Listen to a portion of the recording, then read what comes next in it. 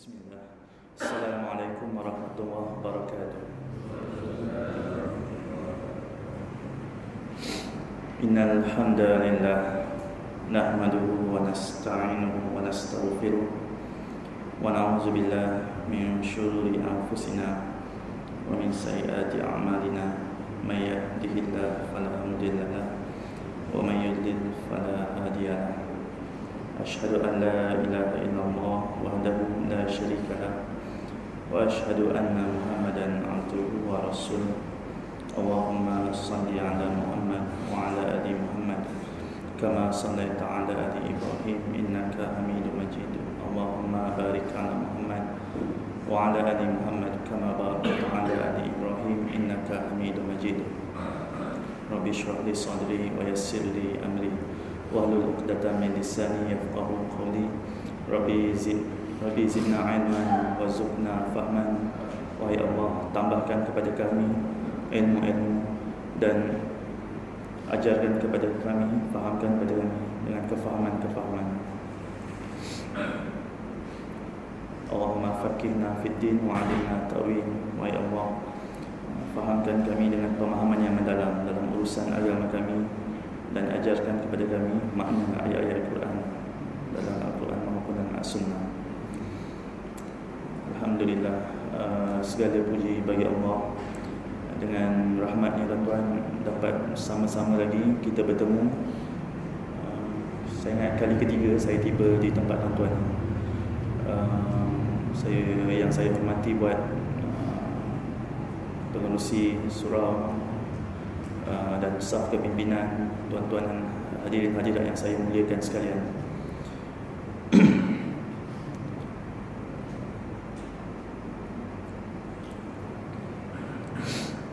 Tuan-tuan,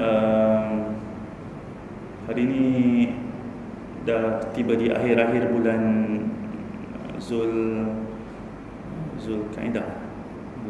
akhir Zulkaidah, dan kita bakal masuk ke Zulhijjah. Sebelumnya diingatkan awal sedikit tuan-tuan, yang ini ramai yang lupa tuan-tuan, tentang kemuliaan 10 hari terawal Zulhijjah. Ramai yang tak sedar tentang kemuliaan 10 hari awal Zulhijjah. Biasa tuan-tuan, masyarakat kita dia kurang biasa dengar tentang hal ni. Yang kita tahu saban tahun yang betul-betul popular dan glamour tu 10 hari di akhir Ramadan. Yang itu memang kita semua dah maklum, kita tahu hebat sambutannya. Tapi yang 10 awal Zulhijjah ni tak popular. Padahal hadisnya ada tuan-tuan. Hadisnya pun hadis yang sahih. Saya ingat dalam Sahih Bukhari Muslim, dalam Bukhari Muslim pun ada hadisnya. Cuma mungkin belum terkenal. Jadi kita cuba budaya-budayakan, kita war-warkan. Mudah-mudahan nanti akhirnya dia akan jadi sepopular 10 akhir Ramadan. Saya tak ingat dia punya hadis penuh tuan-tuan, tapi disebut dia lebih kurang, dia punya matanya lebih kurang, mafhumnya tidak ada amalan. Nabi SAW bersabda, tidak ada amalan yang lebih Allah Ta'ala cintai, tidak ada amal soleh yang lebih Allah cintai yang dilakukan pada selain sepanjang tahun. Tidak ada amalan soleh yang Allah Ta'ala lebih cintai dilakukan sepanjang tahun melainkan 10 hari terawal Zulhijjah. Maksudnya amal soleh. Tidak ada amal soleh yang sama dia punya nilai dia berbanding sepanjang tahun. Maksudnya dengan sepanjang tahun tu berbanding 10 hari terawal Zulhijjah. Maksudnya hari daripada 1 Zulhijjah sampai 10. Bila sahabat dengar macam ni, sahabat terkejut. Sebab sahabat dengar macam hebatnya hari ni, hebat sangat ni. Sampai maksudnya tak ada hari lain dalam bulan lain yang boleh menyamai dia punya pahala 1 sampai 10 Zulhijjah. Jadi sahabat bertanya, adakah yang bila Nabi sebut amal soleh ni, sahabat faham maksud Nabi ni amal soleh ni maksudnya macam solat, zikir, baca Quran, macam amal-amal soleh yang biasa kita buat lah, baca Quran, yang macam ni. Jadi sahabat dengar ni, sahabat tanya, adakah berjihad pun tak boleh lawan pahala tu? Adakah bahkan jihad fisabilillah, pergi berperang, angkat senjata pun takkan sama tu dengan pahala macam ni? Nabi kata, walaupun jihad. Maksudnya jihad, kalau kata pahala jihad, angkat pedang, pergi dekat medan peperangan, berlawan dengan 10 Zulhijjah ni, kalau kita baca Quran, solat, takkan sama pahala tu. Maksudnya pahala solat, baca Quran tu lagi tinggi. Sahabat terkejut. Lepas tu sahabat terkejut. Lepas tu sahabat tanya, lepas tu Nabi SAW berhenti dan Nabi SAW sambung balik ayat dia. Dia kata kecuali, ada kecuali. Nabi kata kecuali kalau seorang tu yang boleh mengalahkan pahala solat, pahala puasa, pahala Al-Quran, 10 Zulhijjah ni, satu condition saja Nabi kata. Satu condition je yang boleh kalahkan pahala dia. Nabi kata conditionnya adalah seorang tu pergi berjihad, dia bawa semua dia punya harta, kekayaan dia bawa pergi berjihad. Lepas tu dia mati, harta dia semua dia rampas. Ini je yang boleh lawan dia punya pahala solat, zikir, baca Quran, puasa waktu 10 Zulhijjah. Amalan lain tak boleh lawan. Kalau setakat pergi perang, lepas tu balik itu hidup selamat lagi, tak sama lagi pahala dia dengan pahala baca Quran yang amal soleh yang biasa. Jadi ini satu benda yang luar biasa, teman-teman. Luar biasa yang Nabi janjikan. Luar biasa. Malahan saya ingat sampai ulama pun macam berselisih pendapat, teman-teman. Yang mana lebih mulia? Ada ulama berselisih pendapat yang mana lebih mulia. Adakah yang lebih mulia 10 terakhir Ramadan ataupun 10 awal Zulhijjah? Ini pun diselisihkan. Nak cakap betapa tinggi. Cuma tu cakap dia jadi kurang popular. Kalau tuan-tuan perasan dalam surah Al-Fajr, wal fajr wa layalin ashr. Wal fajr, demi waktu subuh, demi waktu fajar, wa layalin ashr, dan demi 10 hari,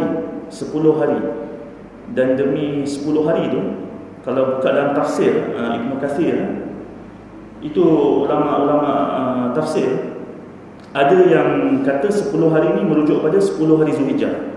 10 hari Zulhijjah. Ada yang berpendapat gitu. Nak cakap memang hari yang mulia 10 hari Zulhijjah. 1 sampai 10. 10 tu kita raya Aidiladha. 1 sampai 10. Jadi waktu tu kita ingatkan semualah muslimin dan muslimat, perbanyakkan amal soleh. Siapa yang mampu puasa itu yang terbaik. Siapa yang mampu puasa itu yang terbaik. Memang sabit daripada amalan-amalan para salaf, teman-teman. Salafus saleh dulu ada yang berpuasa 1 sampai 9 straight. Ada yang puasa 1 sampai 9 straight. 1 sampai 9 straight. 10 tu tak boleh puasa, dengan haram puasa sebab raya. So 1 sampai 9 tu straight dia puasa. Yang ini amalan para salaf dulu ada yang sabit. Memang mereka pernah buat. Saya ingat yang ini kita boleh amalkan, tuan. Banyak kehebatan kat situ.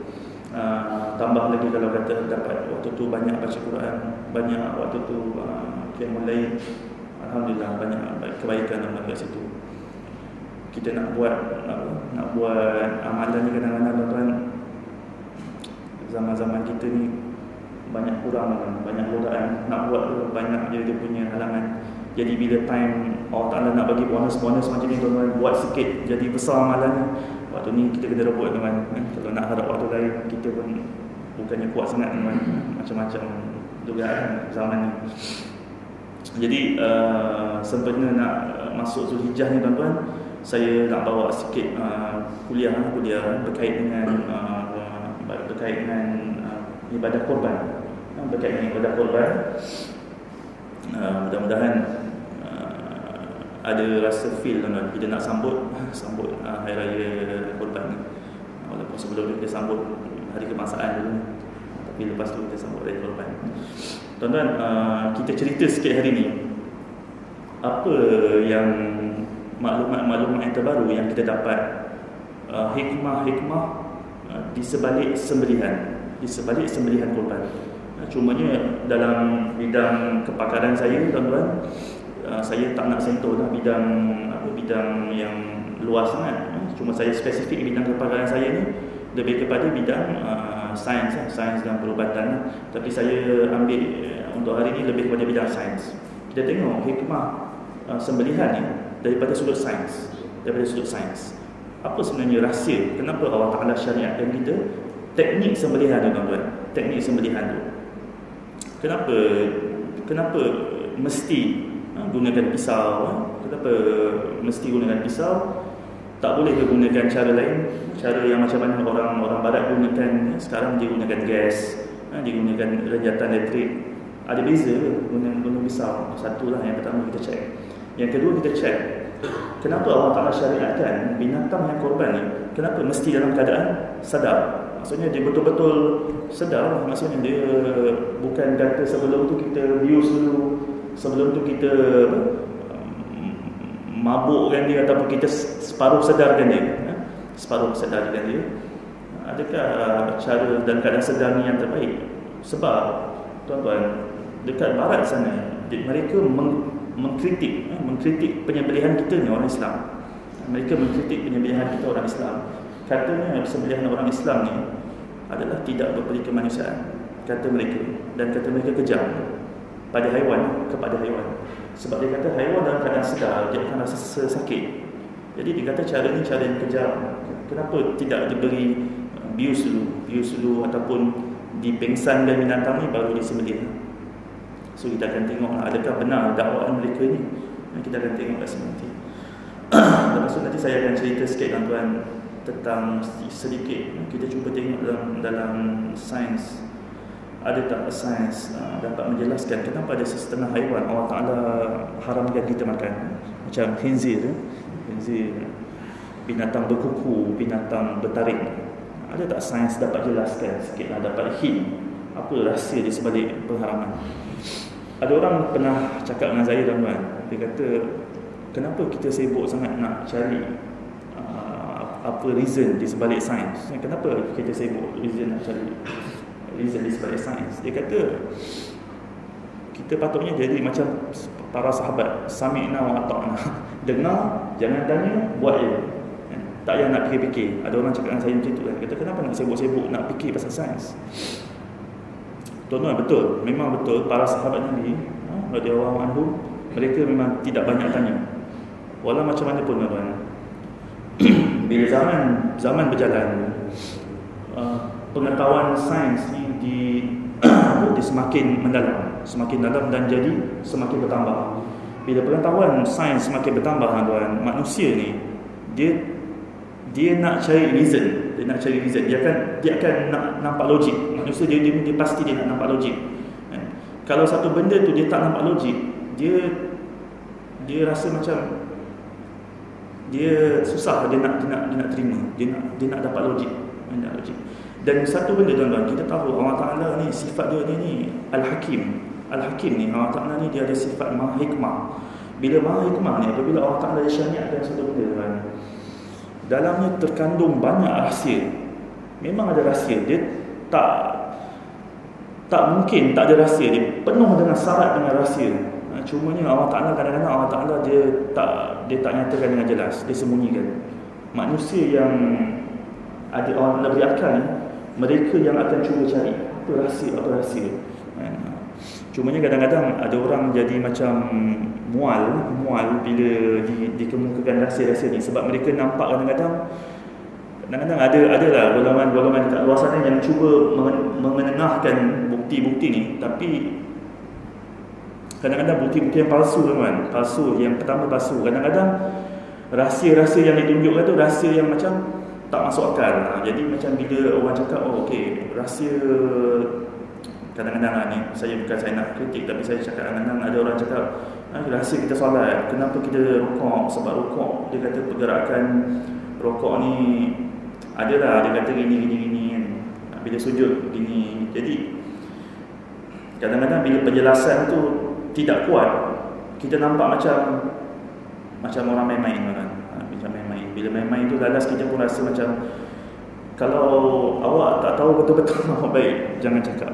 Jadi bila jadi kelakar, kan? Bila dia bawa fakta tapi dia jadi macam tak matching, ataupun fakta tu fakta yang bukan kuat, dia jadi kelakar, kan? Ada banyak, kan? Sebab tu kadang-kadang bila saya buat penjelasan ni, ceramah macam ni, kuliah macam ni, saya nak beritahu tuan-tuan, ada benda-benda yang kadang-kadang berlega di kalangan umat Islam ni. Dia kata okey, ini bukti kebenaran Islam. Kan banyak kat internet kan, bukti kebenaran Islam, gambar-gambar tu. Banyak yang tipu tuan-tuan. Banyak yang macam ada satu gambar dia tunjuk batu terapung. Itu tipu tuan-tuan. Memang gambar tu nampak macam batu terapung, tapi bila di shot daripada satu angle lagi, rupanya tak ada. Rupanya memang batu tu ada benda yang menahan. Jadi benda-benda macam ni, benda yang menipu. Bila menipu, lantas bila kita tengok orang bawa dalil macam ni, lantas kita pun jadi macam kita tak seronok kan, tak seronok. Tapi kita cuba bawa, nak tunjuk kehebatan dan kebenaran Al-Quran dan Sunnah ni, bawa dalam keadaan yang betul-betul fakta, yang betul-betul sahih, yang betul-betul benar. Maka masyarakat akan nampak betul-betul dia punya kebenaran dia takkan lagi. Jadi hari ini kita cuba tengok macam mana rahsia sembelihan, apa sebenarnya yang terkandung di sebalik itu. Tuan-tuan, masyarakat barat dulu masyarakat barat pada tahun, saya ingat awal 1800, mereka mengkritik cara sembelih dekat leher. Itu yang mereka kritik. Cara sembelihan Islam ni mesti dekat leher. Itu syarat dia. Kat leher. Dia tak boleh kat tempat lain. Mesti kat leher. Jadi dia kritik. Dia kata, kenapa perlu kat leher? Tak boleh kat tempat lain. Dia kata, sama je dia kata. Bukan mesti kat leher, dia kata. Tak kisah, dia kata kita nak bunuh binatang ni, bukan mesti dekat leher, dia kata. Kalau kata kita bunuh dia dengan elektrik dulu, dia dah mati, lepas tu potong start daripada kaki pun, dia kata sama je. Tak ada beza. Ataupun dia kata, lepas dia kata kita lemaskan dia, dah lemas tu dia kata belah dekat perut je, dia kata sama je, tak ada beza. Dia kata mula-mula dia kata dia tu, dia kritik cara sembelih kat leher. Tapi lama-lama bila dah semakin ramai orang yang praktis sembelih kat leher, mereka nampak satu kelebihan. Apa yang berlaku, binatang yang daging yang disembelih, binatang yang disembelih dekat leher ni, dia dapati dagingnya ni lebih tahan lama, dagingnya ni lambat busuk, dan dia punya rasanya lebih baik daripada daging yang disembelih dengan cara lain, yang maksudnya start potong dekat kaki, start potong belah dekat belakang, ataupun start dekat perut ke, dia nampak lebih baik.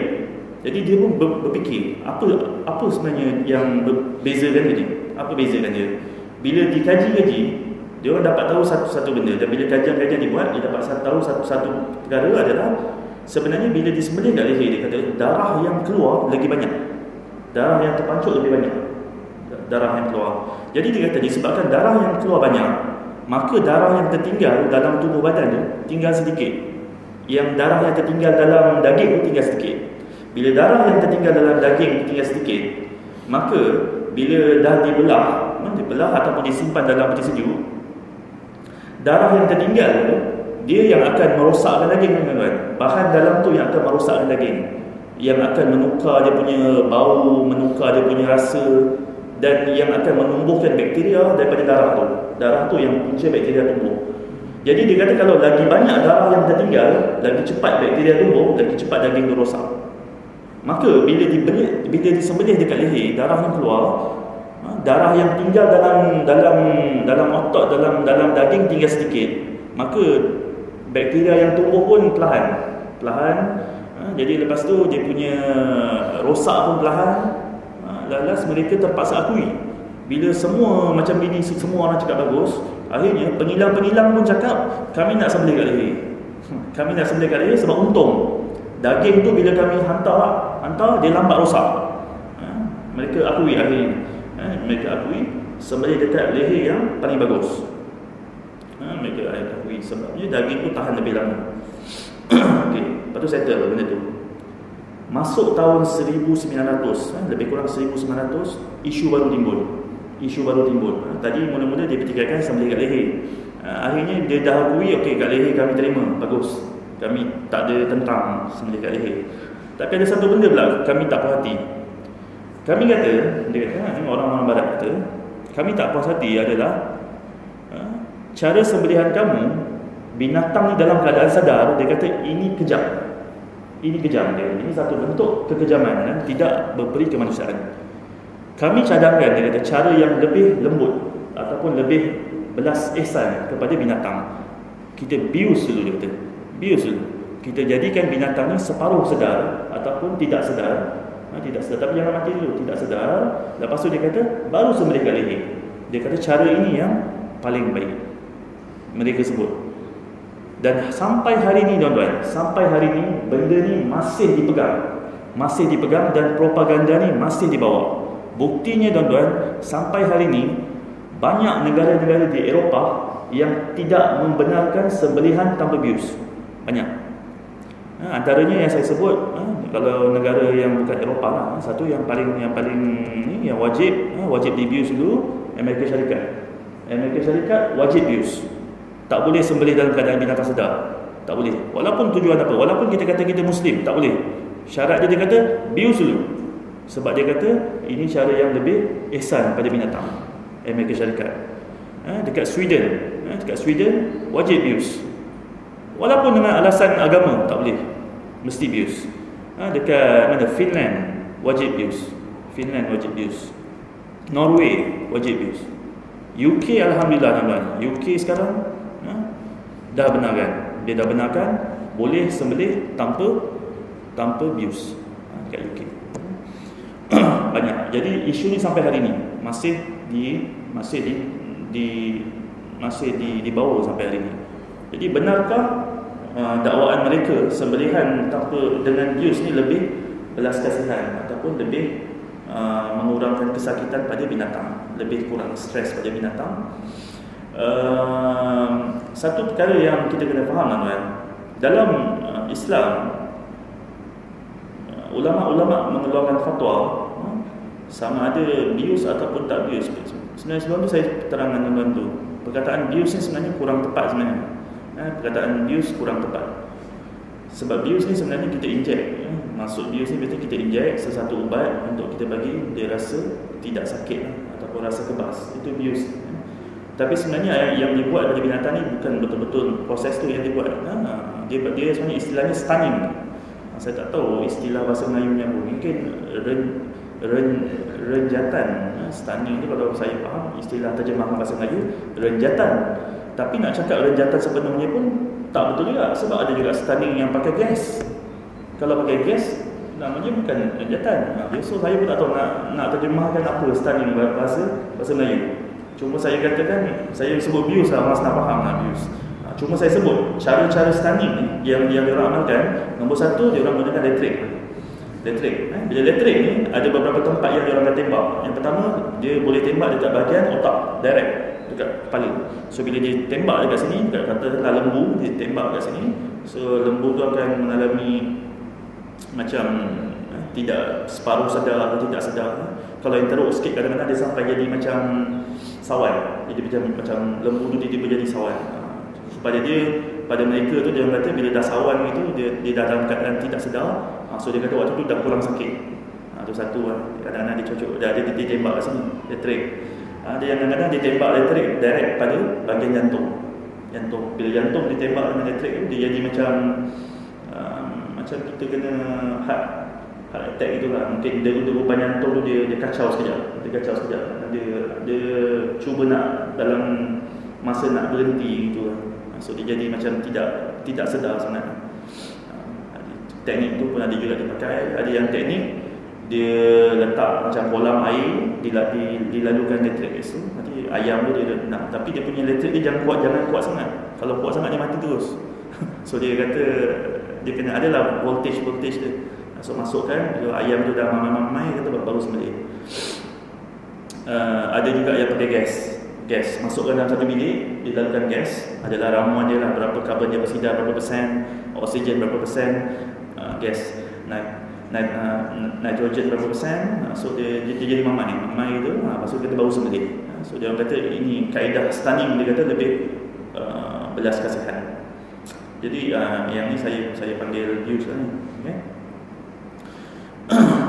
Jadi itu sampai hari ini. Tapi ulama keluarkan fatwa tuan-tuan untuk Muslim, sama ada stunning ataupun tak stunning, kita tak ada masalah tuan-tuan. Kita senyum je. Yang penting kita boleh makan. Kenapa? Sebab dalam surah Al-Ma'idah ayat 3. Dalam surah Al-Ma'idah ayat 3, Allah Allah Ta'ala sebutkan, diharamkan bagi kamu makan bangkai, darah yang mengalir, daging khinzir, ataupun yang disembelih di atas nama selain Allah, yang tercekik, yang terpukul, yang jatuh, yang ditanduk, yang diterkam binatang buas. Ujung dia Allah Ta'ala sebut apa? Kecuali yang kamu sempat sebelih.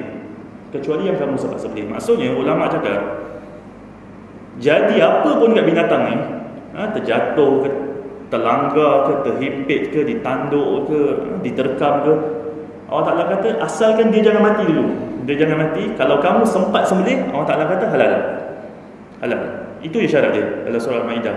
Jadi ulama kata kalau macam itu, stunning tak ada masalah. Yang penting jangan mati. Jangan mati. Dia jadi pengsan apa semua tak kisah. Yang penting jangan mati, kita sembelih dengan nama Allah, halal kita makan. Jadi kita pun tak ada masalah lah. Dalam isu ni dia kata Muslim ambil jalan pendekatan, tak apa, kita berlembut dengan mereka kata kita wajib stunning, kita pun kata tak apalah, stunning lah, yang penting kita boleh makan, tak ada masalah. Tapi tuan-tuan, untuk orang Yahudi, mereka marah. Tuan-tuan, saya nak beritahu tuan-tuan, sembelihan orang-orang Yahudi, cara sembelih, teknik sembelih dia lebih kurang sama dengan kita, tuan. Penyembelihan mereka dipanggil kosher, K-O-S-H-E-R, kosher, ataupun K-O-C-H-E-R, kosher, dipanggil kosher. Mereka punya cara sembelihan tu lebih kurang sama dengan kita. Lebih kurang sama dengan kita. Syarat dia adalah, pertama, dia kena sekali tarik dekat bahagian leher. Dia sama juga kat leher, mesti kat leher. Mesti kat leher. Syaratnya yang sembelihan kosher ni, dia sekali tarik. Dia tak boleh sama lah, lebih kurang macam kita lah, sekali tarik itu. Lepas tu dia mesti gunakan pisau, sama juga macam kita. Cuma dia ada satu syarat. Syaratnya dia kata binatang tu kena sedar. Tapi yang ini saya rasa yang ini syarat tambahan mereka sendiri. Dia punya ulama-ulama rabai dia buat syarat sendiri. Dia kata mesti sedar sepenuhnya. Mama-mama yang tak boleh separuh sedar pun tak boleh. Tak boleh diusik langsung sedar. Kena betul-betul sedar. Jadi bila dikata ulama-ulama dia keluarkan fatwa dia lah, ulama-ulama Yahudi keluarkan fatwa dia, kalau kata binatang ni diberi bius, dia kata tidak halal pada orang Yahudi, tak halal langsung, tak halal. Jadi timbul masalah. Jadi dekat negara-negara seperti Amerika Syarikat, dekat negara-negara Eropah macam saya sebut tadi, Sweden, Finland, Norway ni, timbul masalah ni. Orang Yahudi bertegas, kami nak sembelihan kami dibenarkan. Tapi mereka tak boleh. Mereka kata kalau nak buat mesti bagi stunning. Dia kata tak boleh nak stunning. Kalau stunning pada kami dah jadi tak halal. Jadi diorang sampai hari ni masih fight dengan government ni semua. Mereka minta hak untuk mereka nak laksanakan diorang punya penyembelihan ritual agama dia. Yang Muslim tak ada masalah dah. Kita dah relax kan, fatwa dah cakap halal, kita dah tak ada masalah. Tapi mereka masih memperjuangkan hak mereka lah. Jadi itu yang timbul sampai hari ni, isu ni masih disebut lagi, isu pasal stunning. Jadi soalannya sekarang, adakah benar stunning ni sebenarnya lebih berperi kemanusiaan ataupun lebih mengurangkan kesakitan? Adakah benar? Jadi untuk itu tuan-tuan, saya cari dalam jurnal-jurnal perubatan ataupun jurnal-jurnal sains, ada tak yang dibuat kajian spesifik tentang hal ini? Alhamdulillah saya jumpa satu jurnal yang agak bagus, memang agak bagus. Dia punya ranking ni boleh katakan tinggi. Dilakukan satu ujian tuan, diambil 80 ekor arnab dan dibagi kepada dua kumpulan. Ada kumpulan A dan kumpulan B. Kumpulan A dia gunakan teknik sembelihan muslim tanpa bius. Betul-betul binatang tu hidup sedar, sembelih itu je. 40 ekor lagi diberi bius dulu. Diberi elektrik dekat dia punya dia bukan diberi elektrik, dia bagi gas dekat binatang ni. Lepas diberi gas, binatang tu dah separuh sedar, baru disembelih. Dan dia tengok apa perbezaan dua-dua kumpulan ni, dia punya daging dia. Apa perbezaan? Ada tak perbezaan yang signifikan dia orang nampak? Ada tak perbezaan yang betul-betul ketara yang dia orang nampak? Bila dikaji tuan-tuan, daripada hasil apa yang dia orang buat ni, diorang dapat nampak beberapa benda. Yang pertama, kumpulan yang disembelih dengan cara tanpa bius, darah yang keluar lebih banyak daripada kumpulan yang diberi bius. Darah yang keluar lebih banyak.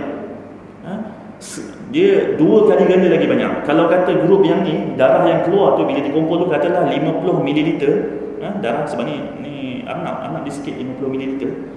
Grup yang kedua ni, darah yang keluar tu hanya 25 ml, separuh. Maka bila yang keluar lebih banyak, darah yang tertinggal dalam daging dia yang ini lebih sedikit. Yang disembelih tanpa bius ni, darah yang tinggal dalam daging ni lagi sedikit berbanding dengan grup yang ni. Grup yang ni, darah yang tertinggal dalam daging tu lagi banyak. Maka disebabkan darah yang tinggal dalam daging lagi banyak, yang grup ni, dagingnya bila disimpan dalam masa 5 hari, 6 hari, masuk peti ais pun, masuk hari ke-5, daging dia tu dah mula berbau. Yang ini okey je kan? Yang disembelih tanpa bius ni, daging dia masih okey. Yang bius, dia dah start berbau. Lepas tu, daging dia dah start bertukar warna. Masuk hari ke-5 dah bertukar warna. Yang ini belum lagi bertukar warna. Yang gunakan teknik Islam sepenuhnya, binatang tu tidak dibius, masih cantik lagi hari ke-5 masuk dalam peti ais. Yang ini masuk peti ais hari ke-5 dah start bertukar warna. Bau pun dah tukar, warna pun dah tukar. Jadi dah menunjukkan tanda-tanda rosak. Lepas tu dicek dia punya bakteria yang tumbuh pada 2 kumpulan ni. Dan didapati bakteria yang tumbuh pada yang grup yang bius memang lebih tinggi. Sebab darah dalam dia tertinggal banyak. Bila darah tertinggal banyak, bakteria yang tumbuh lagi banyak. Yang grup ni tumbuh juga bakteria, tapi perlahan, lebih rendah. Daripada hasil ni tuan-tuan, dia orang dapat buat satu kesimpulan. Apa yang penting sebenarnya adalah berapa banyak darah yang keluar dan berapa banyak darah yang tertinggal. Dekat situ dia punya rahsia dia. Jadi sebenarnya dia kata rahsia kenapa Allah Ta'ala nak kita sembelih dalam keadaan binatang tu sedar adalah kerana Allah Ta'ala nak lagi banyak darah yang keluar dan lagi sedikit darah yang tertinggal dalam daging binatang. Itu sebenarnya rahsia. Maka disebabkan benda tu berlaku, daging tu tahan lebih lama, daging tu kurang bawa penyakit, tak ada banyak bakteria yang bawa penyakit, daging tu lebih selamat untuk dimakan, lebih sedap, lebih tahan lama, semua lebih baik untuk manusia. Itu rahsia dia lah. Kenapa tu? Jadi dikaji apa beza dia, kenapa membezakan dia. Bezanya adalah rahsianya sebenarnya adalah dalam keadaan binatang tu sedar. Dalam keadaan binatang tu sedar, bila disembelih tuan-tuan, dia punya jantung terus berdenyut. Jantung dia tak ada kacau langsung tuan-tuan. Dia terus berdenyut. Bila berdenyut, bila tiba-tiba kita potongnya tuan-tuan, dia akan terus mengepam, pam sampai semua darah keluar. Lawan dengan yang grup kedua tuan-tuan, dia dah bius tu. Bila dah bius tuan-tuan, jantung ni dia dah perlahan. Daripada laju tu jadi perlahan.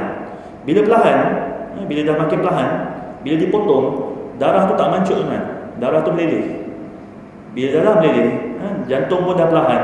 Yang keluar tu dia sedikit. Jadi itu sebenarnya rahsia kenapa Allah Ta'ala sengaja suruh kita buat sembelihan tu dalam keadaan binatang tu benar-benar sedar sepenuhnya. Jangan binatang tu mabuk-mabuk, jangan binatang tu separuh sedar. Allah Ta'ala nak dia betul-betul sedar. Dan Allah Ta'ala nak binatang ni betul-betul mata dia terbuka.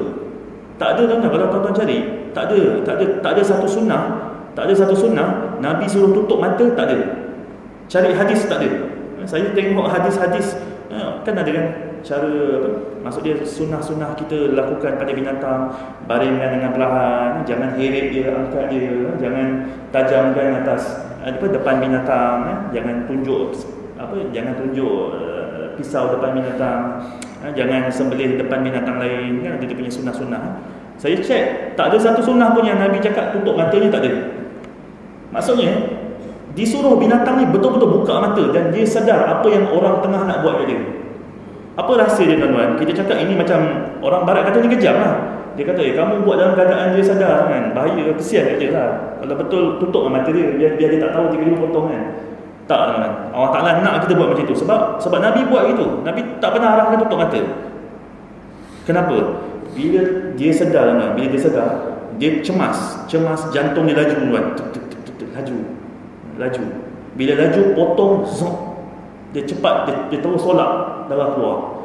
Kalau dia relax kan, tutup mata dia pun dah relax, jantung dia dah perlahan kan. Bila kita potong, darah tak mancuk kan, darahnya meleleh. Sebab tu sengaja disuruh buka mata biar binatang tu cemas. Memang cemas. Cemas, jantung dia laju. Lepas tu dalam keadaan sedar kan, dia akan berlaku contraction, dia akan berlaku macam dia bergerak, dia meronta. Bila dia meronta kan, dia punya otot ni, bila dia tarik lepas ni, ini dia tolak darah tu keluar. Banding dengan grup yang kedua, bila dia dah mamai, dia dah separuh sedar, sembelih, dia tak ada meronta kan, dia duduk diam ini je. So darah tertinggal banyak dalam sini. Dalam daging darah tertinggal banyak. Yang kemudian kita nampak juga kadang-kadang berlaku kejang. Bila kejang dia jadi macam fit, macam kejang binatang tu.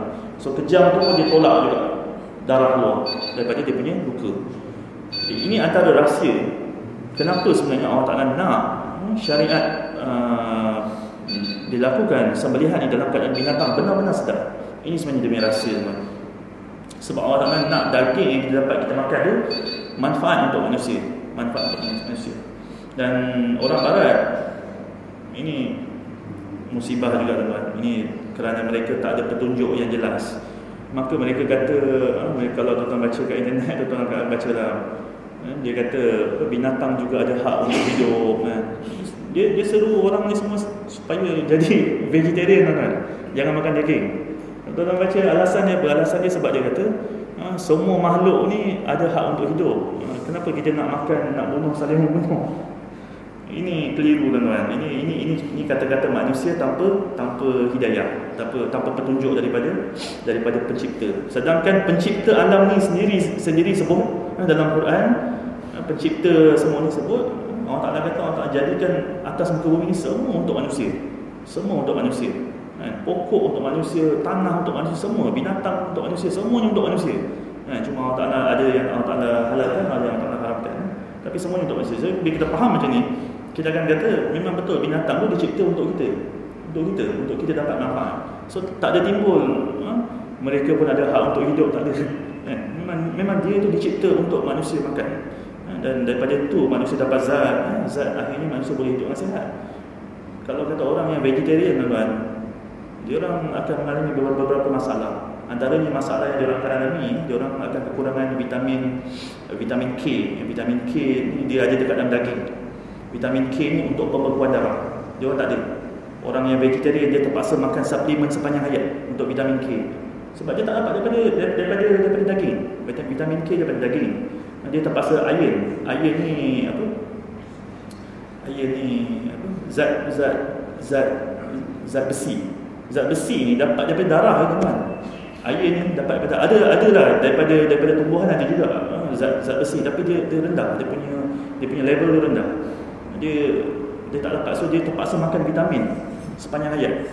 So kita kata memang kesian lah, yang vegetarian ni kesian. Saya pernah jumpa satu uncle Chinese ni lah, umur 50 tahun lah, datang klinik vegetarian. Saya tanya dengan dia, dah vegetarian berapa tahun? Dia kata dia dah vegetarian 30 tahun. Saya kata dengan dia, belum sempat terima azab dekat akhirat, dekat dunia dah dapat azab tak dapat nak makan daging.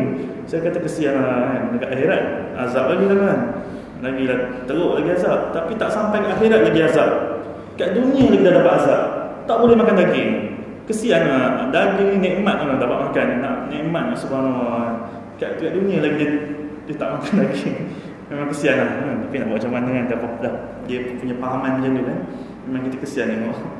Jadi itu, tuan-tuan, antara rahsia kenapa Allah Ta'ala syariatkan sembelihan secara sedar. Kita dah faham memang terbaik. Apa yang Allah Ta'ala syariat ni, binatang sedar ni memang terbaik. Tak ada cara yang boleh lawan. Okay, soalan yang kedua, adakah benar teknik bius ni lebih kurang sakit, lebih stres? Dia buat lagi satu kajian, tuan-tuan. Dibelah, disembelih. Yang kumpulan pertama tanpa bius, yang kedua dengan bius. Bila darah terpancuk, dia mula-mula terpancuk tu, ditadah darah tu dan dia pergi hantar dekat makmal di analisis. Grup kedua dia bagi bius dulu, dah bagi bius, sembelih, darah yang terpancuk tu kumpul, hantar pergi makmal, pergi bius, dia check level adrenalin. Adrenalin ni dia satu hormon dalam badan kita. Kalau kata kita dalam keadaan cemas, sakit, sedih, berdebar, dia akan naik adrenalin. So dicek level adrenalin, binatang mana yang lagi tinggi adrenalin, adakah yang dibius ataupun tak bius. Kalau fikir logik kita akan cakap binatang yang bius patutnya adrenalinnya lebih rendah sebab dia dalam keadaan tidak sedar, so mungkin sakitnya kurang. Kalau logik kita akan cakap itulah kan. Tapi hasil dia punya keputusannya terbalik. Kumpulan yang yang tidak dibius, adrenalinnya lebih rendah daripada kumpulan yang dibius, adrenalinnya lebih tinggi. Dia dah pelik lah, kenapa nak jadi macam ni? Patutnya pakai logik akal, patutnya terbalik. Biar yang binatang yang sedar patutnya cemas, yang separuh sedar ni patutnya kurang cemas. Tiba-tiba terbalik. Maka bila dikaji, rupanya teknik stunning tu sendiri itu yang menyebabkan binatang tu sakit 2 kali. Stunning tu sendiri itu dah satu seksaan untuk dia. Bila diberi gas, dia dalam sesak nafas tu, dia dah naik, dia punya sakit dan dia punya stres, level stres dah naik, punya cemas dah naik. Bila sembelih lagi 2 kali. Yang ini sekali je tuan, sekali dia tak ada bagi bius apa benda, sekali dia cemas pergi. Levelnya rupanya yang ini lebih stres pada binatang, kita kata lebih kesakitan pada binatang, lebih tekanan pada binatang. Yang ini sekali je, yang ini 2 kali.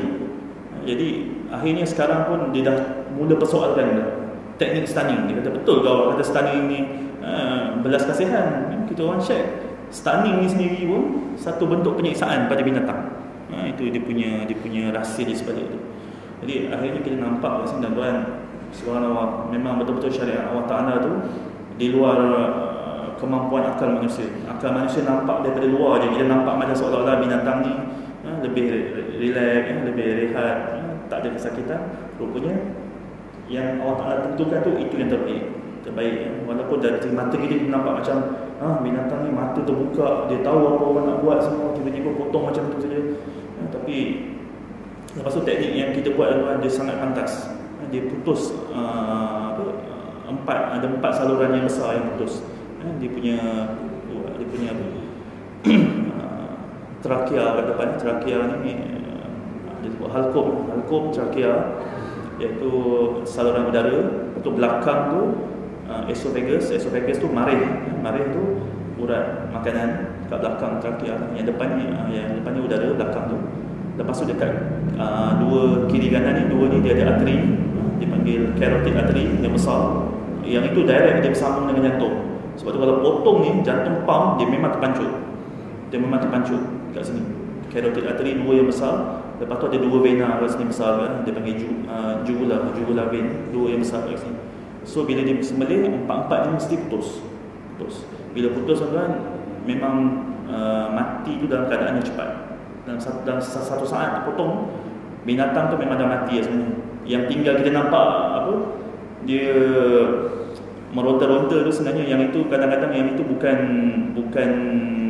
kata ada nyawa lagi kan. Dia dah tak ada dah, dia cuma dia punya pergerakan otot je. Pergerakan otot dia gerak. Dia bila kita mati kan, kita punya otot ni dia masih bergerak sikit-sikit. Dia panggil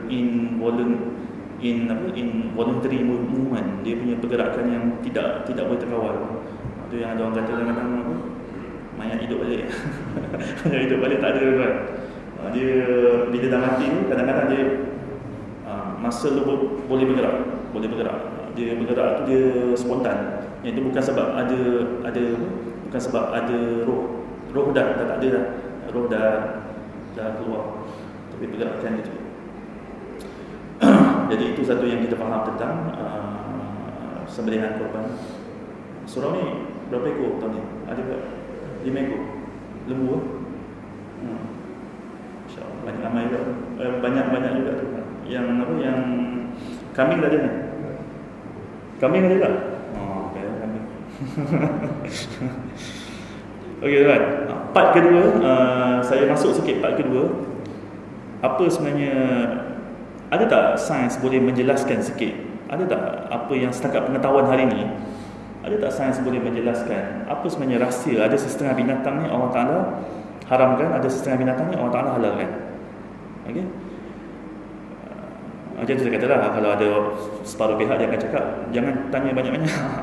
Ikut saja kan, Allah Ta'ala cakap apa ikut saja kan. Tapi itulah cakap kan, manusia ni dia ada satu sifat, dia nak cuba explore, dia cuba nak explore, kaji. Tak ada masalah, Allah Ta'ala benarkan benda tu. Sebab tu Allah Ta'ala bagi kita ilmu dan akal. Tapi syarat dia kena penjelasan yang benar lah. Jangan yang main-main, yang menipu, jangan itu. Yang benar. So, saya cari ada tak penjelasan yang hari ni yang terbaik tentang benda ni. Tuan-tuan, kalau tuan-tuan buka dalam minta penjelasan daripada para ulama ataupun para ustaz, tuan-tuan akan perasan jawapan dia lebih kurang sama. Kalau tuan-tuan akan perasan, tuan-tuan tanya dengan ustaz, apa hikmah diharamkan khinzir? Tuan-tuan tanya, tuan-tuan akan dapat satu jawapan je. Saya ingat tak ada kot ustaz jawab sebab dia mengandungi cacing yang menyebabkan penyakit, tak ada. Dia menyebabkan dia ada bakteria dalam tu yang berbahaya, tak ada. Saya ingat ustaz pun tak ada boleh sebut gitu. Tapi tuan-tuan akan jumpa satu je jawapan biasanya. Kalau tuan-tuan buka, even ulama-ulama yang besar pun dia akan jawab. Dia kata apa? Kerana binatang ni ada satu sifat yang buruk, yang mana Allah Ta'ala tak nak sifat tu pergi kepada manusia. Allah Ta'ala tak nak sifat tu pergi kepada manusia. Okay? Tanya apa sifat buruk khinzir? Disebut sifat buruk khinzir ni dia pengotor. Betul-betul pengotor. Nak kata pengotor dan makan dalam keadaan yang sangat pelahap. Tahap macam ni tuan-tuan, tahap sampai ke tahap khinzir ni makan tanah. Dia makan tanah pun dia makan, najis pun dia makan tuan-tuan. Najis pun dia makan. Sampai kalau kata dia muntah, katanya muntah dia pun dia makan. Muntah dia pun dia boleh makan. Memang dahsyat tuan-tuan. Dahsyat. Tapi soalan dia tuan-tuan, ulama kata supaya jangan sifat pengotor ni, sifat yang macam ini masuk ke manusia. Soalan dia, adakah benar sifat ni boleh transfer dengan cara kita makan? Adakah benar sifat binatang ni boleh transfer dengan cara kita makan? Sebab benda ni macam satu benda yang ulama sebut tapi tak ada orang boleh jelaskan macam mana. Sebab sains hari ni, sains cuma menyebut kan daging tu ada sel daging. Dalam sel tu ada DNA. Hari ni sains cuma cakap DNA ni dia tak bawa sifat kan, dia cuma bawa fizikal, dia cuma bawa kod fizikal.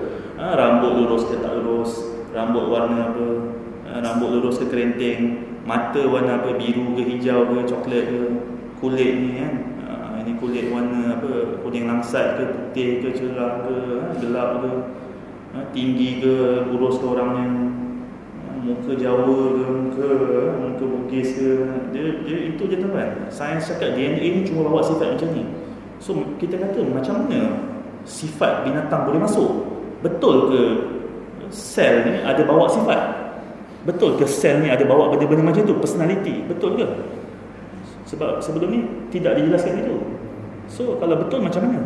Macam mana caranya? Ini saya cerita sikit tuan.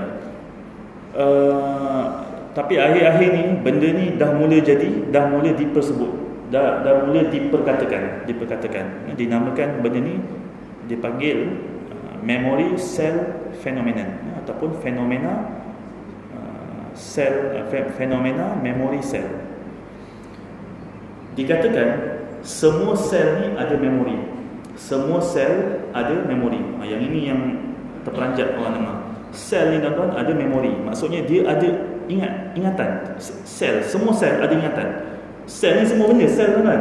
Kuku kita ni pun sel. Sel. Kulit ni pun sel. Tulang, rawan, semua, rambut sampai hujung kaki, semuanya sel. So dikatakan semua sel ni dia ada memori. Dia punya bukti kenapa dia orang boleh buat kesimpulan macam ini, dia kisah dia macam ni tuan. Mereka dapati ada banyak aduan orang yang terima transplant.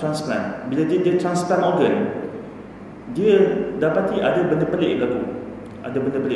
Pernah direkodkan tuan, ada satu kes dekat Amerika Syarikat. Ada seorang ni, dia ni umurnya dah dekat masuk dekat lebih kurang 40 tahun. 40 tahun nak masuk 50 tahun gitu tuan. Dia bukan penggemar makanan segera. Dia tak suka makan burger, dia tak suka makan nugget, dia tak suka sausage, hotdog ni semua tak suka. Dia makan benda yang biasa lah untuk orang 40-50 tahun. ditakdirkan dia menjalani satu pembedahan tukar jantung, transplant jantung. Maksudnya jantung dia dah rosak, bawa keluar, cari penderma yang sesuai, masukkan jantung. Bila dibuat transplant jantung, tuan, 2 bulan ataupun 3 bulan lepas tu muncul satu perangai baru, iaitu tiba-tiba dia ni suka makan makanan segera, suka tahap yang melampau, sampai dia hari-hari makan burger. Lepas tu bukan sebarang burger, teman, dia spesifik. Dia tak nak KFC, tak nak McDonald's, dia nak Burger King saja. Dia nak Burger King. Lepas tu spesifik lagi, bukan semua jenis, ada satu jenis tu je. Dia punya tak tahulah rupa junior, dia nak yang tu je. Lepas tu dia suka nugget, chicken nugget, sangat suka. Hari-hari dia nak. Sampai dia punya isteri pelik, berubah terus suami dia ni, berubah. Lepas tu bila dia dah tengok lain macam sangat perangai, dia cuba cari balik siapa penderma jantung dia ni. Mula-mula dia tak tahu siapa penderma dia. Cuma doktor aturkan, doktor kata jantung yang ni sesuai untuk kamu. Terus urus terus buat operation. Dia cari balik, tanya dengan doktor balik siapa jantung ni, kepunyaan siapa, cari balik keluarga dia dekat mana lah. Orangnya memang tak ada lah. So cari keluarga dia dekat mana, dia pergi cari, jumpa dengan mak ayah ni lah, mak ayah penderma ni lah. Bila jumpa dengan mak ayah penderma ni, tanya siapa, dia kata ini anak dia, anak lelaki dia. Tanya umur berapa? Kata umur memang awal-awal 20-an. Awal-awal 20-an, orang muda. Tanya, anak awak ni ada perangai tertentu tak? Dia kata ada, dia sebut. Antara dia kata anak dia ni memang ketagih makan makanan segera. Spesifik lagi dia kata burger. Spesifik lagi dia kata Burger King. Jenis yang tu dia sebut sama. Dia terkejut, memang terkejut. Lepas tu bila dia kata anak dia ni memang suka sangat chicken nugget ayam. Sampai dia katakan waktu malam anak dia yang lelaki tu kemalangan, dalam jaket dia tu ada nugget ayam. Maksudnya memang dalam tu pun bawa juga nugget ayam. Jadi dikatakan benda tu berlaku. Jadi memang terkejut, betul-betul transfer sifatnya transfer, dia bertukar. Dan satu kes yang satu lagi kes juga yang agak unik juga, orang pun dah sangat umur dalam lebih kurang 50 tahun gitu, tiba-tiba lepas buat transplant jantung juga, jantung ataupun kidney, saya ingat jantung, tiba-tiba suka minat berbasikal. Basikal yang bukan basikal biasa tu kan, basikal yang pakai baju ketat tu. Yang baju ketat tu, yang tuan-tuan tengok macam ini orang muda je patutnya. Ini orang 50 tahun pakai baju ketat macam tu, pakai topi siap tu, merentas ni, Amerika Syarikat tu merentas yang jarak jauhnya. Lepas tu daripada sebelum tu dia langsung tidak gemakan aktiviti luar, tiba-tiba jadi macam tu. Betul-betul minat. Isteri dia, anak-anak dia semua pelik. Bila cek balik siapa penderma dia, memang sungguh benar. Penderma dia memang orang yang memang minat benda tu. Dia minat betul-betul suka berbasikal. Beli basikal, masuk bilik dia penuh poster basikal, menang kejuaraan dan orang yang terima jantung ni lepas dia dapat operation tu, dia minat basikal ni, habis duit beribu-ribu, dan lepas tu masuk pertandingan merentas negara naik basikal ni, menang lagi. Dekat Amerika Syarikat tu menang, sampai orang pun pelik. Dia ni biasa kalau kita atlet kan kita ada ikut kan, dia ni umur 20 tahun pun masuk basikal, 30 tahun. Ini tak pernah dengar nama dia, tiba-tiba 50 tahun muncul nama dia. Pelik. Ini datang dari mana ni? Ada orang pelik. Orang cek, rupanya itu cerita dia. Jadi di sini saintis dah mula terima banyak kes. Bila kes dah banyak, dah sampai lebih kurang 600-700 kes orang komplain benda yang sama. Lepas buat transplant muncul benda-benda pelik. Lepas saintis cuba buat kajian. Apa sebenarnya explanation, apa sebenarnya penjelasan di sebalik fenomena berlaku ini. Dan penjelasan yang mereka dapati yang paling baik adalah sebenarnya sel ni bawa memori.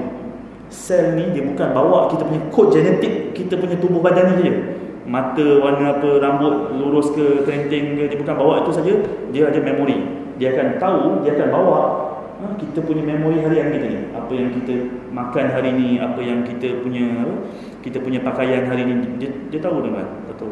Walaupun tuan-tuan ambil ni sel dekat hujung jari ni, tuan potong sikit tu, Letak kat sini. Dia tahu. Dia tahu tuan-tuan suka makan apa, warna kegemaran apa, isteri tuan-tuan ada berapa, anak berapa. Dia ada memori. Tuan-tuan sekian-sekian tarikh, tuan-tuan pergi mana, tuan-tuan solat subuh sekian-sekian tarikh, hari ini duduk dengar kuliah siapa. Dia tahu tuan-tuan. Dia tahu. Dan kita tak pelik tuan-tuan, sebab Allah Ta'ala dah sebut dalam Quran, dalam surah Yasin Allah Ta'ala sebut al-yawma nakhtimu 'ala afwahihim, dan pada hari itu kami tutup mulut mereka, al-yawma nakhtimu 'ala afwahihim wa tukallimuna aydihim, dan berkata-kata tangan mereka, wa tashhadu arjuluhum, dan menjadi saksi kaki mereka, bima kanu yaksubun. Maksudnya bila Allah Ta'ala tutup mulut pada hari itu tuan-tuan, tangan ni dia ada memori tuan-tuan. Dia sebut balik. Allah Ta'ala tanya dia balik, sel dekat tangan kita. Allah Ta'ala tanya, betul ke dia ni dulu kerja sekian-sekian? Ya betul. Dia jawab, betul, dia kerja. Betul ke pada sekian-sekian tarikh dia ni ada menerima rasuah? Betul, saya jadi saksi. Kaki punya hak. Tak boleh nak tipu tuan-tuan. Tak boleh tipu. Dan ada satu hadis, saya nak ceritakan hadis dalam Muslim. Menarik hadis, saya cerita ni, jarang nak baca hadis ni. Satu ketika ni hadis Muslim, sahabat Anas bin Malik radhiyallahu anhu, dia pernah meriwayatkan, dia kata satu hari tu kami bersama dengan Rasulullah. Tiba-tiba Rasulullah ketawa. Lepas tu Rasulullah bersabda, tahukah kalian apa yang menyebabkan aku ketawa? Lepas tu sahabat menjawab, dia kata Allah dan Rasulnya yang lebih tahu, kami tak tahu. Lepas tu Nabi SAW bersabda, Nabi kata apa? Aku ketawa mendengar percakapan antara hamba dengan Rabb-Nya di akhirat kelak. Maksudnya Nabi ditunjukkan, aku ketawa sebab mendengar percakapan hamba dengan Rabb-Nya.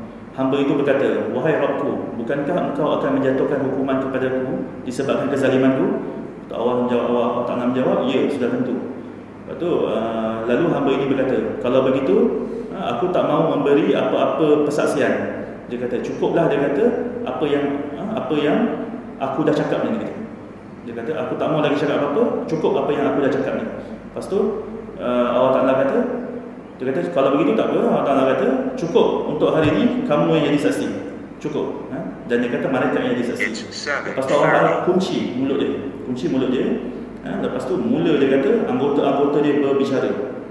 Tangan dia cakap, kaki dia bercakap, semua bercakap. Cerita balik apa memori yang dia ada, apa yang perbuatan-perbuatan dia. Dah habis semua tangan kaki dia bercakap. Lepas tu Allah Ta'ala diamkan balik semua ni. Allah Ta'ala buka balik mulut dia. Lepas tu hamba ni boleh cakap apa tuan? Dia kata, celaka kau semua. Dia kata, celaka.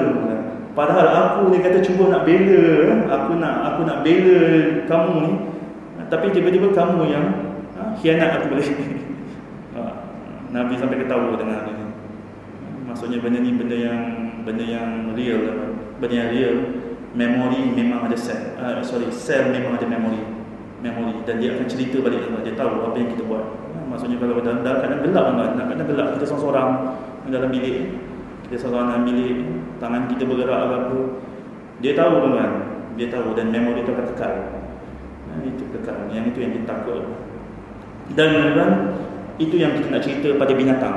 Binatang ni pun dia ada memori. Maksudnya dalam dia punya daging tu ada memori. Dan itu yang membawa sifat dia. Bila kita makan tuan-tuan, dia akan transfer.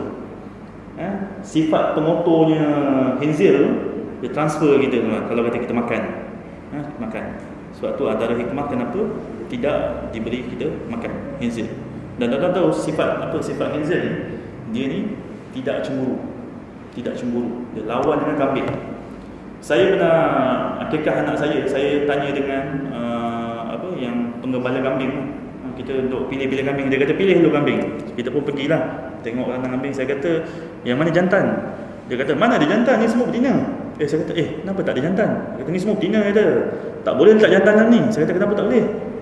Dia kata, kalau nak letak pun, dia kata, dalam satu kandang ni, dia kata, dia boleh letak seekor je jantan. Dia ramai-ramai betina ni, seekor je jantan. Dia tak boleh dua jantan. Saya kata, kenapa? Letak dia dua jantan yang akan bergaduh sampai satu mati. Sampai dia tanduk macam mana, sampai satu mati. Lepas mati tu baru dia relax. Mesti satu mati. Dia kata satu je boleh letak dalam sana. Dia tak boleh dia tak boleh kongsi. Kau ambil separuh tak boleh. Satu tu dia nak, dia seorang. Oh macam tu juga. Sebab tu kalau nak cari kambing jantan memang susah. Lepas tu mahal. Itulah sebab tu. Sebab tu memang dia orang takkan ambil banyak kambing jantan. Ambil banyak. Dia kalau ambil jantan tu pun untuk tujuan dia nak biak. Itu pun dia kata yang sekarang mana ada orang biak. Banyak beli dekat Australia tu dah remuk-remuk. Dia tak dia biak. Biak dia kambing dia cepat mati. Dia banyak penyakit kata dia orang dia tak tahu. Dia orang kata. Dia lain terbalik dengan khinzir. Khinzir saya pernah dengar dia cakap kalau satu kandang tu semua kat situ jantan ni satu kandang, tuan-tuan letak seekor betina tu, dia boleh hidup dengan aman-damai tuan-tuan. Dia boleh kongsi. Tuan-tuan letak semua jantan tu ni, tuan-tuan letak seekor je betina tu, dia boleh kongsi. Yang ni hari ni dengan ni, besok ni petang dengan tu, malam dengan tu, dia tak gaduh tuan. Dia tak gaduh. Itu sifat dia punya sifat cemburu dia sangat rendah. Khinzir. Sebab tu kita tengok kalau kita tengok kan kaum-kaum yang makan khinzir ni, kita tahu kat Malaysia ni satu kaum yang makan khinzir, kita tengok dia kurang malu kan. Dia punya cemburu kurang. Kita jangan gaduh-gaduh lah. You tengok wife I punya you tengok wife I tengok wife you. Kita bertoleransi. Dia tak ada cemburu kan. You tengok wife I punya betis, I tengok wife you punya betis. Tak ada masalah kan. Tapi yang ini Allah tak nak. Sebab tu kalau tengok kaum yang makan kambing ni cemburu dia kuat. Tuan-tuan tengok orang Arab macam mana? Masya-Allah, anak dia habis semua dibungkus. Bungkus. Jangan tenung tuan-tuan. Tuan-tuan kalau tengok Iran hidung mancung, jangan tenung. Kejap lagi kena penumbuk. Tak boleh tuan-tuan. Dia cemburu tu kuat. Arab ke tengok memang kita sebab jarang tengok lah yang Melayu kita dah biasa tengok. So nampak yang Arab ni kita nak tengok lama sikit kan. Dia kena tumbuk. Tak boleh. Dia punya cemburu dia kuat. Jadi orang lelaki kena banyak makan kambing biar cemburu kuat, bagus. Dia cemburu kuat, dia jaga isteri dia jaga anak-anak perempuan dia, bagus. Yang perempuan jangan bagi makan kambing. Nanti dia cemburu susah kita tuan-tuan. Kalau dia cemburu susah. Nak keluar kerja pun susah. Tak boleh. Pakai perfume sikit pun tak boleh. Jadi lelaki biar makan kambing banyak-banyak tuan-tuan. Ni promote. Oh, tapi jaga yang kata yang darah tinggi jaga pula. Kambing Jadi itu, jadi sifat. Dalam Islam tidak dibenarkan kita makan binatang yang bertaring. Ada sifat yang tak mau ganas itu, taring, berkuku tajam, tak boleh. Dilarang kita makan keldai. Tapi spesifik tuan-tuan. Keldai yang tidak diberi makan ni adalah keldai yang jinak. Yang pelik tu jinak haram. Jinak haram, yang liar halal. Jinak haram, yang liar, keldai liar halal tak? Yang jinak je haram. Itu saya tak tahu. Tapi dikata keldai ni sifat dia sifat bodoh. Tapi saya tak tahu. Sebab tak pernah tengok keldai. Tak tahu nak cakap bodoh dia dari sudut mana. Tapi Allah Ta'ala sebut dalam Quran, Allah Ta'ala gambarkan keldai ni binatang yang bodoh. Allah Ta'ala kata jangan jadi macam Bani Israel ni. Allah Ta'ala kata macam keldai. Dia angkat benda, angkat kitab banyak kat belakang badan dia, tapi dia tak tahu pun apa isi kitab tu. Mungkin itu kot sifat bodoh keldai ni. Dia ikut je tapi dia pun tak tahu. Dia tak melawan. Mungkin gitu kot. Jadi Allah Ta'ala tak bagi kita makan keldai yang jinak. Tapi keldai liar mungkin dia melawan sikit. Melawan sikit tu mungkin dia kurang bodoh sikit lah. Itu bagi kita makan tak? Mungkin. Unta pun sama kan. Unta, kalau tuan-tuan lihat sifat unta, kalau tuan-tuan tanya, antara sifat dia adalah dia ni pendendam. Sifat unta ni pendendam. Sebab tu unta bahasa Arab ibili, kan ada yang surah Al-Ghasyiyah tu, afala yanzuruna ilal ibili kaifa khuliqat. Adakah kamu tidak melihat penciptaan unta? Ibili itu unta. Dan daripada ibili ni datang perkataan iblis. Iblis tu ulama kata datang daripada perkataan ibili. Iblis datang daripada perkataan ibili. Tu ulama bahas kenapa iblis diambil daripada perkataan ibili. Sebab iblis ni sifatnya pendendam. Jadi dan unta ni juga ada ingatan yang kuat. Cerita pasal nak berdendam ni, saya pernah ingat satu ustaz cerita, satu pernah kisah, satu ustaz ni dia pergi Mekah. Waktu tu dia pergi melawat satu kandang unta lah. Dia lawat kandang tu, lepas tu dia naik macam mana lah, jatuh ke apa kan, dia marah kat unta tu, dia pukul unta tu. Lepas tu unta tu dia tak melawan lah. Lepas tu dia pun balik semula lah, tanah air lama lah, dekat 10 tahun 10 tahun pergi balik kat situ, lawat tempat yang sama tu. Tiba-tiba tiba situ je, unta kejar dia. Dia mula-mula dia pun terkejut, kenapa ada unta kejar dia kan? Tapi bila dia ingat balik, tengok unta yang sama. Maksudnya lepas 10 tahun dia ingat siapa yang buat dia, dan dia pendendam, dia dendam, dia betul-betul dia nak balas. Itu sifat unta. Tapi ingatan dia kuat. Sebab tu tuan-tuan perasan, unta kalau padang pasir dia tak ada signboard lah. Tapi dia boleh travel. Dia tak payah penunjuk arah. Dia tak payah macam kuda kan. Kuda kita kena belokkan dia kan. Tarik belok kanan, belok kiri kan. Adalah dia punya teknik dia kan. Unta tak payah lah, tuan lepas dia. Tuan lepas dia akan jalan dan dia tahu dia nak pergi mana sebab dia punya ingatan kuat. Kalau dah macam contoh saya pernah dengar ustaz cerita daripada Taif, kalau setakat Taif pergi Madinah dalam 500 km, lebih kurang 500 ke 400 km itu. Kalau kita ni daripada mungkin Perak pergi Johor, dia boleh jalan.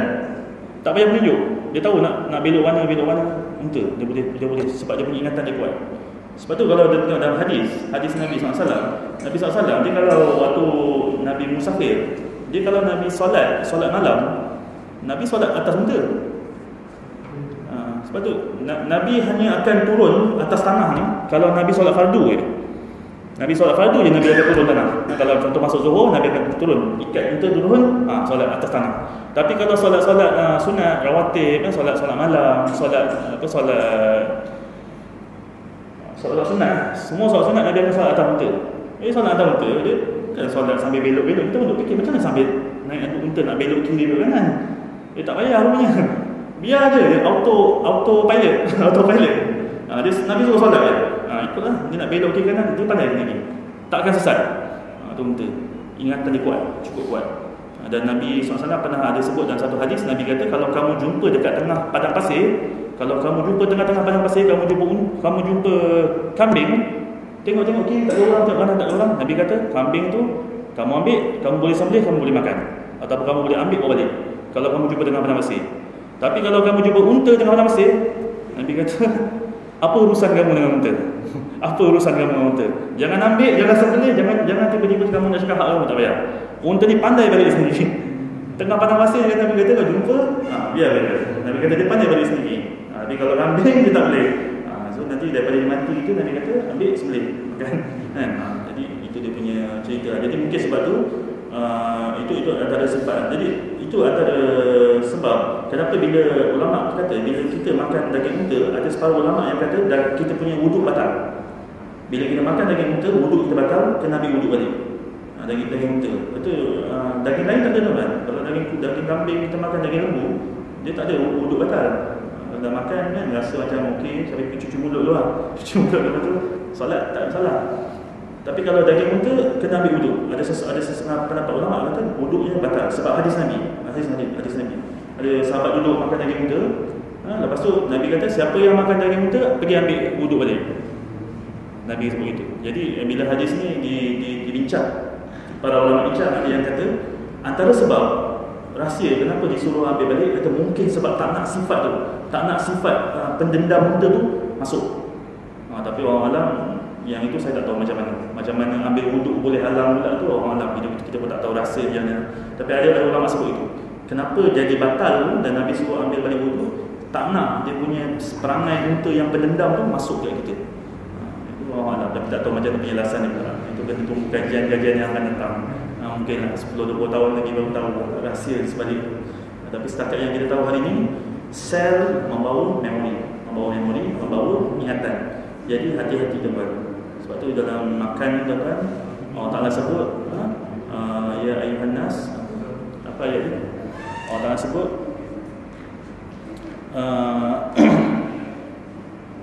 Ya ayuhan nas kulu mimma fil ard halalan thayyiba. Makanlah wahai manusia, makanlah apa yang ada di atas muka bumi ini yang halal dan thayyib, yang halal dan yang baik. Allah Taala tak berhenti pada halal dia, tuan.